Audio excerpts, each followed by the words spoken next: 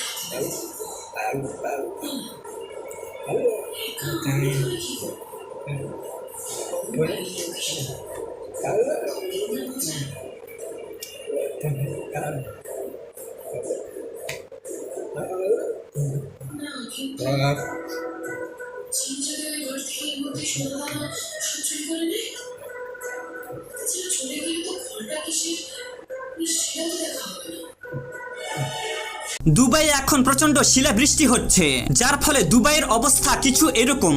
দুবাইয়ে জল জমে থাকার ফলে বুর্জ খলিফাকেও বন্ধ করা হয়েছে। এছাড়াও যে মেট্রো স্টেশন আগে এরকম দেখতে ছিল তার এখন এরকম অবস্থা। কিন্তু দুবাইয়ে এখন কিছু সময় পর পর এরকম বন্যা কেন দেখা দিচ্ছে? তো আসলে এর প্রধান কারণ দুবাইয়ে জেনে বুঝে আর্টিফিশিয়ালি মেঘের মাধ্যমে বৃষ্টি করানোর ফলে সেখানে বৃষ্টি এখন আউট অফ কন্ট্রোল হয়ে পড়েছে।